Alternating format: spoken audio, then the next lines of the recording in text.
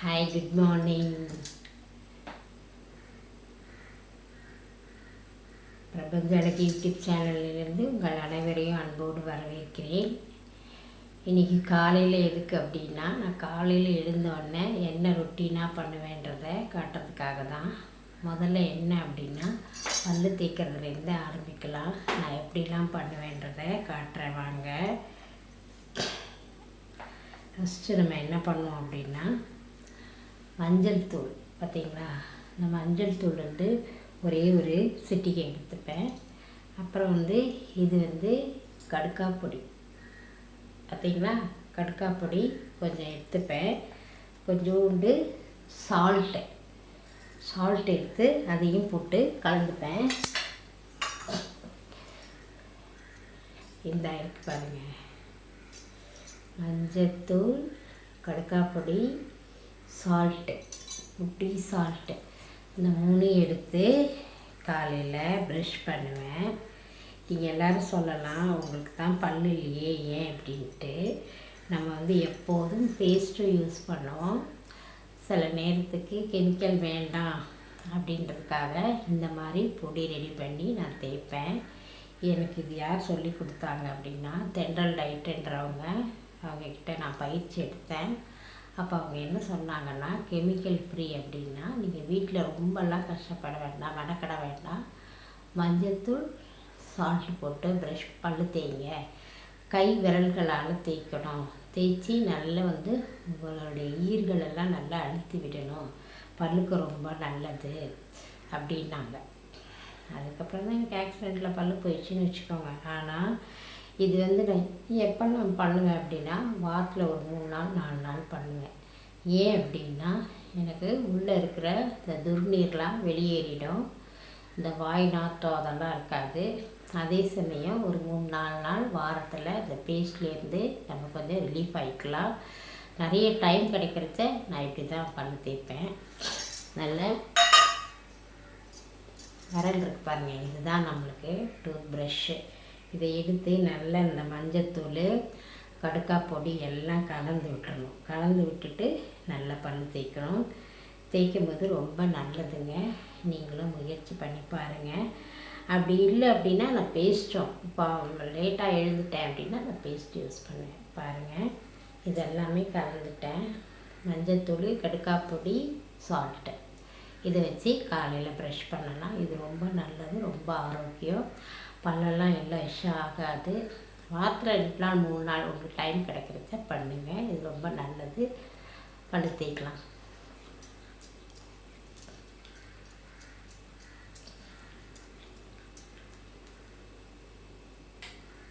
நல்லா எல்லா பக்கமும் படுற மாதிரி தேய்க்கணும்.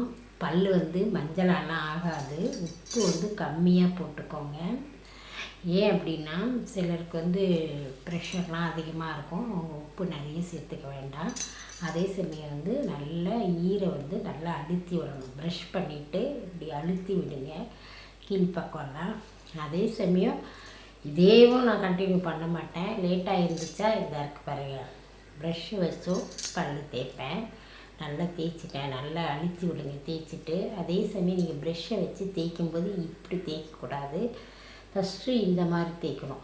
இங்கே மேலேருந்து கீழே பார்த்து, மேலேருந்து கீழே பார்த்து, மேலேருந்து கீழே பார்த்து, மேலேருந்து கீழே பார்த்து. அதே சமயம் இங்கேயே இப்படி மேல் பக்கமாக தேய்க்கணும். தேய்ச்சிட்டு வாயை குப்பிடிச்சிட்டு அதுக்கப்புறம் தான் இப்படி தேய்க்கணும். அப்படி தான் தேய்க்கணும். நீங்கள் எப்படி தேய்ப்பீங்கன்னு தெரியல, நீங்கள் கமெண்ட் பண்ணுங்கள். அடுத்து என்ன ரொட்டீனுன்றதை பார்க்கலாம். நான் வாயெல்லாம் குப்பிடிச்சிட்டு வரேன். பல்லு தேய்ச்சாச்சு. அதுக்கப்புறம் என்ன அப்படின்னா, எண்ணெய் இருக்குது பாருங்கள். இது தேங்காய் எண்ணெய். இது நல்லெண்ணெய். நான் செக்கு எண்ணெயும் வாங்குவேன். எண்ணெய் காலி ஆயிடுச்சுன்னு தான் வாங்கணும்.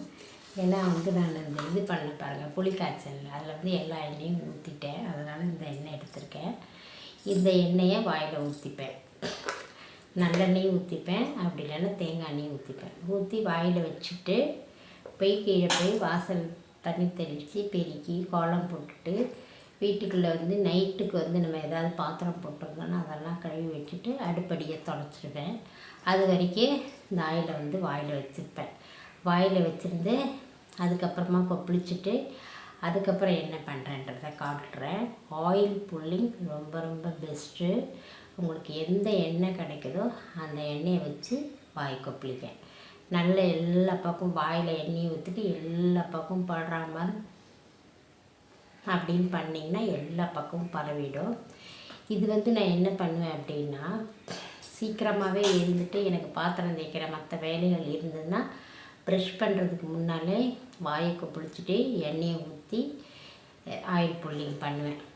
இல்லை லேட்டாக எழுந்துட்டேன், எனக்கு கீழே போய் வாசல் பெருக்கி தெளித்து கோலம் போடணும் அப்படின்னா ப்ரஷ் பண்ணிவிட்டு தான் ஆயில் வாயில் வச்சுட்டு கீழெல்லாம் போய் வேலையெல்லாம் முடிச்சுட்டு வந்துட்டு வீட்டுக்குள்ளேயே வேலையை முடிச்சுட்டு அப்புறமா தான் நான் இது பண்ணுவேன், கொப்பளிப்பேன். ரெண்டாவது ஆயில் புல்லிங், தேங்காய் எண்ணெய் அப்படி இல்லைன்னா நல்லெண்ணெய் ஏதாவது ஒன்று வச்சு வாயில் கொப்பளிப்பேங்க. அதுதான் ஏன்னா இப்போ எண்ணெயை ஊற்றுறேன்னா அவங்கக்கிட்ட பேச முடியாதுல்ல, அதுக்காக தான். இப்போ நான் ஆயில் புல்லிங் பண்ணிவிட்டு வாசல் பெருக்கி தெளித்து கோலம் போட்டுட்டு வரேன்.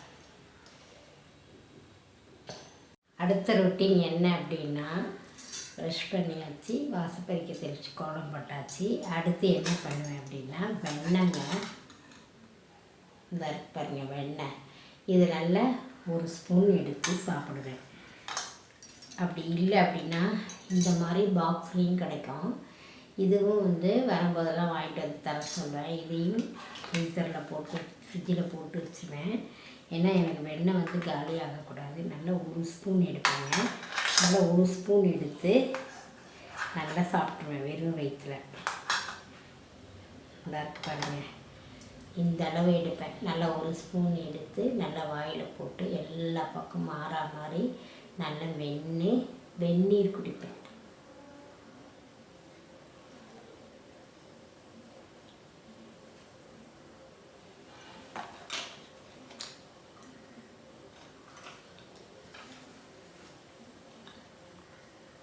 நல்லா ஒரு டம்ளர் வெந்நீர் குடிச்சிடுவேன். வெண்ணெய் சாப்பிட்டாச்சா, அப்போது வெந்நீர் நல்லா வெதான்னு குடிப்பேன். இது கொஞ்சம் ஆறட்டும். ஆறினோடனே நல்லா இந்த வெந்நீரை குடிச்சிடுவேன். ஒரு டம்ளர் ஃபுல்லாகவே ஊற்றி குடிச்சிட்டு, இப்போல்லாம் காஃபி குடிக்க மாட்டேன். பாருங்கள் அடுத்து என்ன பண்ணுறேன்னு. நல்ல வெந்நீரை குடிச்சிடலாம். கொஞ்சம் வெந்நீர் ஆறட்டும், ரொம்ப சூடாக இருக்குது. ஆறினோடனே வெதான்னு இருக்கணும், அப்போ தான் குடிக்கணும். இப்போது மொட்டை மாடிக்கு வந்திருக்கேன். காலையில் சூரியன் உதயமாகும்போது சூரியனை கொஞ்சம் பார்த்து நம்மளுக்கு என்ன ஸ்லோகம் தெரியுமோ அதை நான் சொல்லுவேன். இது எந்த மதத்தினராக இருந்தாலும் பரவாயில்ல, ஃபஸ்ட்டு சூரியனை பார்க்கணும் காலையில். அது ரொம்ப நல்லதுங்க. ஏன்னு கேளுங்க, அந்த கதிரை நம்ம வாங்கிக்கணும். கொஞ்ச நேரம் நான் இங்கே இருப்பேன், ஒரு 5 minutes இங்கே நிற்பேன். நின்று சூரியனை பார்த்துட்டு நமஸ்காரம் பண்ணிட்டு தான் கீழே போவேன். நன்றி சொல்லணும் சூரியனுக்கு. முன்னாடி டயட்டை பற்றிலாம் சொன்னேன்ல, அது நான் எப்படி கற்றுக்கிட்டேன் அப்படின்னா, தென்றல் ஃபவுண்டேஷன் இருக்குது. அதனுடைய ஃபவுண்டர் தென்றல். அவருடைய வழிகாட்டின் பேரில் தான் நான் ஃபுட்டெல்லாம் எடுத்துப்பேன். அப்படி எடுத்துக்கிறதுனால எனக்கு நிறைய பெனிஃபிட்ஸ் இருந்துச்சு. உடம்போட வெயிட் குறைஞ்சிது, சுகர் குறைஞ்சிது, ப்ரெஷர்லாம் குறைஞ்சிது, நிறைய பேருக்கு தைராய்டும் குறைஞ்சிது. அவர் என்ன சொல்லியிருக்காரோ அந்த மாதிரி தான் நான் எப்போவுமே சாப்பிடுவேன். ஒருவேளை அவர் ரைஸை எடுத்துக்கக்கூடாதுன்னு சொல்லுவார், வெள்ளிக்கிழமை மட்டும்தான் சாதம் சாப்பிட சொல்லுவாங்க. ஆனால் இப்போ சூழ்நிலையின் காரணமாக நான் கொஞ்சம் சாதம் எடுத்துக்கிறேன். வெறும் இந்த அவல் மட்டும்தான் சாப்பிட சொல்லுவாங்க, அந்த அவல் சாப்பிட்றதில்ல. அதே சமயம் இந்த மாவு பொருளை நான் கொஞ்சம் கொஞ்சமாக குறைச்சிடுவேன். அவர் எப்படிலாம் எனக்கு டயட் சொல்லியிருக்காரோ அப்படி தான் ஃபாலோ பண்ணுவேன். ரொம்ப அவர் பாயில்டு ஃபுட்டே சாப்பிடக்கூடாதுன்னுவார். இப்போ கேரட்லாம் எடுத்துக்கிட்டிங்கன்னு வச்சுக்கோங்களேன், காலையில் நல்லா துருவிட்டு அதில் கொஞ்சம் தேங்காய், உப்பு, லெமன் புழிஞ்சு ஊற்றிட்டு அதை சாப்பிட சொல்லுவார். ஒரு வேளையாவது நம்ம சாப்பாடை அரிசி உணவை தவிர்த்துட்டு சாப்பிடணும்னு அடிக்கடி சொல்வார். அது மாதிரி தான் நான் ஃபாலோ பண்ணுவேன். இப்போ காலையில் என்ன பண்ணணும் அப்படின்னா, கொஞ்சம் நேரம் தியானம் பண்ணுவேன். அது எப்படி அப்படின்னா, ஆனாபானசதி தியானம். உங்கள் எல்லாருக்கும் தெரிஞ்சிருக்கும். பிஎம்சி சேனல்னு ஒன்று இருக்குது, அங்கே போய் பாருங்கள். அவங்களோட வழிகாட்டுதலையும் நான் நிறைய பண்ணுவேன், அவங்களோட இதையும் நான் ரொம்ப ஃபாலோ பண்ணுவேன். மனசு முதல்ல வந்து நமக்கு ரிலாக்ஸாக இருக்கணுங்க. மனசு வந்து ரிலாக்ஸ் இல்லாட்டா நம்ம செய்கிற எல்லா வேலையுமே நம்மளுக்கு தடுமாற்றமாக இருக்கும். அதுக்கு ஒரு 1/2 ஹவராவது நம்ம உட்காந்து தியானம் பண்ணணும். நான் வீட்டில் என்ன பண்ணுவேன்னா, சின்ன குழந்தைங்களெல்லாம் கூப்பிட்டு வச்சு தியானம் சொல்லி கொடுப்பேன். சில நேரம் பெரியவங்க சொல்லுவாங்க, எனக்கு ரொம்ப மன அழுத்தமாக இருக்குது அப்படின்னாங்கன்னா அவங்களுக்கும் நான் சொல்லி கொடுப்பேன். சில பேருக்கு வீட்டில் கூட போய் சொல்லி கொடுப்பேன். அதை நான் உங்களுக்கும் சொல்கிறேன். என்ன பண்ணணும் அப்படின்னா, ஃபர்ஸ்ட் ஆஃப் ஆல் வந்து இந்த கைகள் இருக்குது பார்த்தீங்களா, அது 2ஐயும் இப்படி கோர்த்துக்கணும். மடி மேலே வச்சுக்கோங்க.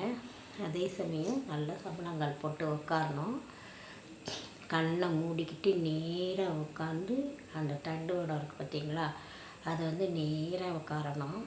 உட்காந்துட்டு கண்ணை 2ஐயும் மூடிட்டு மூச்சை என்ன பண்ணணும், மெல்லமாக உள்ளே எடுக்கணும். அதை கவனிங்க, வெளியேற்றுறத கவனிக்க வேண்டாம்.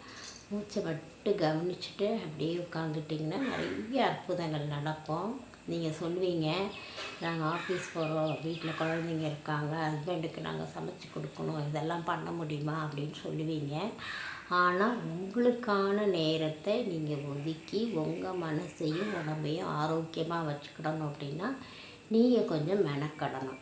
நான் வந்து இதை அடிக்கடி பண்ணுவேங்க. அதே சமயம் மார்னிங் தான் பண்ணணுன்றது கிடையாது, உங்களுக்கு எப்போ டைம் கிடைக்கும். ஆனால் வந்து கரெக்டாக இப்போ 10 மணிக்கு காலையில் பண்ணுறீங்கன்னா தொடர்ந்து 10 மணியில் நீங்கள் பண்ணணும். இல்லை நீங்கள் ஆஃபீஸ் போகிறீங்க அப்படின்னா பஸ்ஸில் கூட உட்காந்து நீங்கள் கண்ணை மூடிட்டு உங்கள் மூச்சை மட்டும் கவனிக்கணும். அது ரொம்ப அற்புதங்க. நம்மளுக்கு வந்து உள்ளுக்குள்ளே இருக்கிற அந்த எண்ணங்கள் எல்லாமே குறைஞ்சி நம்ம மனசு ரிலாக்ஸ் ஆகிடும். நல்லா கண்ணை மூடிக்கிட்டு கையை 2ஐயும் கோர்த்துட்டு உள்ளே போகிற மூச்சை முதல்ல மூச்சை உள்ளே இழுங்க, அப்புறம் மூச்சை வந்து வெளியிடுங்க. அதை முதல்ல கவனிங்க. அதுக்கு பிறகு என்ன ஆகும் அப்படின்னா, முதல்ல வந்து நம்மளோட சிந்தனை நிற்கவே நிற்காது. நம்ம இவ்வளோ நாள் என்ன பண்ணுவோம், நம்ம ஆள் தான் இங்கே உட்காந்துட்ருப்போம், நம்மளோட சிந்தனை எங்கேயோ போகும், நம்மளுக்கு வசமே படாது. ஆனால் இந்த மாதிரியெல்லாம் ஒரு பயிற்சி பண்ணும்போது நம்மளுடைய மனசு வந்து கட்டுக்குள்ளே வருங்க. இது வந்து நீங்கள் காலையில் செய்யலாம், மத்தியானமும் செய்யலாம், நைட்டும் செய்யலாம், படுக்கும்போதும் செஞ்சுக்கலாம். ஆனாபானா சதி தியானம் பிஎம்சி சேனலில் போய் பாருங்கள், அங்கே நிறைய சொல்லி கொடுத்துருக்காங்க. அதை கொஞ்சம் நீங்கள் ஃபாலோ பண்ணுங்கள் டைம் இருக்கிறச்ச. இப்போ காரில் போயிட்டுருக்கீங்க ஆஃபீஸ்க்கு அப்படின்னா டிரைவர் வச்சு போகும்போது தான், நீங்கள் ஓட்டிகிட்டு போகும்போது இல்லை. அப்போ நீங்கள் கண்ணை மூடிட்டு கொஞ்சம் உங்கள் மூச்சை கவனிப்போம்மா. கொஞ்சம் நேரம் மூச்சு உள்ளே இழுத்தாச்சு, வெளியில் வருது. மூச்சை உள்ளே இடுங்க. அப்புறம் வந்து நீங்கள் என்ன பண்ணணும் அப்படின்னா, அந்த மூச்சை இழுக்கிறோம் வெளியேற்றோன்றதெல்லாம் மறந்துடுங்க. அந்த சுவாசத்தை மட்டும் கவனித்து நீங்கள் உட்காந்துருங்க. அது தன்னாலேயே நடக்கும், அதை மட்டும் கவனிங்க. அதை கவனிக்கும்போது நம்ம சிந்தனைகள்லாம் கொஞ்சம் கொஞ்சமாக குறைய ஆரம்பிச்சிடும். அது ஒரே நாளில் குறையாது, ப்ராக்டிஸ் பண்ண தான் வரும். இந்த தியானமும் நான் டெய்லி காலையில் பண்ணுவேன். அதே சமயம் படுக்கிறதுக்கு முன்னாலேயும் பண்ணுவேன். இது நல்ல தூக்கம் வரும். 2வது வந்து உடம்பு வந்து ரிலாக்ஸாக இருக்கும், மனசும் ரிலாக்ஸாக இருக்கும். ஆனாபானா சதி தியானம் நீங்கள் எல்லோரும் பண்ணுங்கள், நிறைய அற்புதங்கள் நடக்கும். கண்டிப்பாக வந்து உங்கள் மனசு வந்து ஒரு நிலையாகும். மந்திரம் ஜெயிக்க வேண்டாம். இது ரொம்ப ரொம்ப நல்ல ஒரு விஷயம். எல்லோரும் கடைப்பிடிங்க. நேரம் கிடைக்கிறச்செல்லாம் நீங்கள் வந்து தியானம் பண்ணுறதுக்கு ஒரு 10 நிமிஷமாவது ஒதுக்குங்க ப்ளீஸ். அப்போ தான் உங்கள் மனசு நல்லாயிருக்கும். இப்படி தியானம் பண்ணணும். அதுக்கப்புறம் முடிஞ்சதுன்னா நான் எக்ஸசைஸ் பண்ணுவேன். நான் வந்து காலையில் பரப்பரான்றதெல்லாம் பண்ண மாட்டேன். நாள் நைட்டே நாளைக்கு என்ன தேவைன்றதை நான் ரெடி பண்ணி வச்சுருவேன். தியானம் வரைக்கும் பண்ணுவேன். இதுக்கே ஆகிடும், 7 மணி ஆகிடும். தியானம் பண்ணிவிட்டு கொஞ்சம் நேரம் வந்து முடிஞ்சால் மாடியில் நடப்பேன், அப்படி இல்லைன்னா எக்ஸசைஸ் பண்ணுவேன். எக்ஸசைஸ் வீட்டுக்குள்ளே தான் வச்சு பண்ணுவேன். ஒருவேளை எனக்கு ரொம்ப நேரம் இருந்தது அப்படின்னா மெல்லமாக நடந்து போய் கொஞ்சம் தூரம் போனால் பார்க் இருக்குது, அங்கே போய் ஒரு 4-5 சுற்றி நடந்துட்டு அதுக்கப்புறம் வீட்டுக்கு வருவேன். வீட்டுக்கு வந்ததுக்கு பிறகு தான் எனக்கு எப்படியும் ஒரு 8 மணிக்கு மேலே ஆகிடும். அதுக்கப்புறம் தான் காஃபி குடிக்கிறாருன்னா குடிப்பேன், அப்படி இல்லைன்னா காஃபியே குடிக்க மாட்டேன். ஸ்ட்ரைட்டாக காலை உணவுக்கு போயிடுவேன். அடுத்து என்னன்றதை பார்க்கலாம். எல்லாருமே தியானம் தயவுசெய்து பண்ணுங்கள். குழந்தையிலேருந்து ப்ராக்டிஸ் கொடுங்க. உங்களுக்கு தெரியல அப்படின்னா பிஎம்சி சேனல்கிட்ட நெட்டில் அடித்து பாருங்கள். அவங்க குழந்தைங்கள்லேருந்து சொல்லிக் கொடுக்குறாங்க. ஃப்ரீ கிளாஸ் தான். வீட்டிலேருந்தே நீங்கள் கற்றுக்கிட்டு செய்யலாம், ரொம்ப நல்லது. அடுத்து வாங்க நம்ம என்ன காலை உணவுன்றதை பார்க்கலாம் வாங்க. காலை உணவு என்ன அப்படின்னா இந்த பாருங்கள், மொளை கட்டினேன் பச்சைப்பயிறு. நான் நிறைய பச்சைப்பயிறு எடுத்துப்பேங்க. இதை நம்ம அப்படியே சாப்பிட்லாம், ரொம்ப டேஸ்ட்டாக இருக்கும். காரம் வேணும் அப்படின்னா இது கூட வெங்காயம் போட்டுக்கலாம், தேங்காய் துருவி போட்டுக்கலாம். அப்படியே சாப்பிட்டா தான் அவ்வளோ உயிர். இதில் B12 B6 இருக்குது, பொட்டாசியம் மெக்னீஷியம் இருக்குது, ஃபைபர் நிறைய இருக்குது. இதில் இல்லாத சத்துக்களே கிடையாது. அதுவும் இல்லாமல் இந்த மாதிரி முளை வச்சுச்சின்னு வச்சுக்கோங்க, அவ்வளோ சத்துங்க. குழந்தைங்கள்லேருந்து பெரியவங்க வரைக்கும் சாப்பிட்லாம். நான் அப்படியே பச்சையாக சாப்பிடுவேன். நான் கொஞ்சம் எடுத்து வச்சுருக்கேன். அவங்கெல்லாம் பச்சையாக சாப்பிட மாட்டாங்க. அதனால் என்ன பண்ணுவேன் அப்படின்னா குக்கரில் போட்டு ஒரு துளி கொஞ்சோண்டு தண்ணி ஊற்றி ஒரு 3 விசில் விட்டேன்னா நல்லா வெந்துடும். அதை கொஞ்சம் கருவேப்பிலை, காஞ்ச மிளகாய், கடுகு, உளுத்தம் பருப்பு போட்டு கொஞ்சம் தாளித்து தருவேன். கொஞ்சம் வெல்லம் போட்டு தேங்காய் போட்டு அவங்களுக்கு கொடுப்பேன். ஏன்னா அவங்க அப்படி சாப்பிட மாட்டாங்க. சில நேரம் இப்படியே சாப்பிட்டுக்கிறேன்னு சொன்னாலும் இதில் கொஞ்சோண்டு உப்பு போட்டு கொஞ்சோண்டு எலுமிச்சம்பழத்தை பிழிஞ்சி ஊற்றி திருவின தேங்காயை அது மேலே போட்டு அப்படியே கலந்து கொடுத்தேன்னா அவங்க சாப்பிட்ருவாங்க. இதுதான் காலை டிஃபனு. வாரத்தில் ஒரு 4-5 நாள் இது சாப்பிடுவேன். மூக்கல்ல சாப்பிடுவேன், வேர்க்கடலை அதே மாதிரி முளை கட்டி தான் சாப்பிடுவோம். அப்புறமா கம்பு இருக்குது பாருங்கள், கம்பும் நான் முளை கட்டி பாலாக எடுத்து குடிப்பேன். அது இல்லாமல் ராகியும் அப்படி தான். இதெல்லாம் கொஞ்சம் காலையில் நம்ம சேர்த்துக்கிட்டோம் அப்படின்னா இந்த அரிசி உணவுலேருந்து கொஞ்சம் வெளியில் வரலாம், நம்ம உடம்பு ஆரோக்கியமாக இருக்கும். இதுதான் என்னுடைய காலை டிஃபன். நன்றி, பிரபஞ்சத்திற்கு நன்றி. இதில் உங்களுக்கு நான் எக்ஸசைஸ் செய்கிற வீடியோவை இன்னொரு டைம் நான் உங்களுக்கு போட்டு விட்றேன். எங்கள் சேனலை லைக் பண்ணி விடுங்க, ஷேர் பண்ணுங்கள், கமெண்ட் பண்ணுங்கள். நன்றி மக்களே. மார்னிங் எனக்கு இவ்வளோ நேரம் கொடுத்ததுக்கு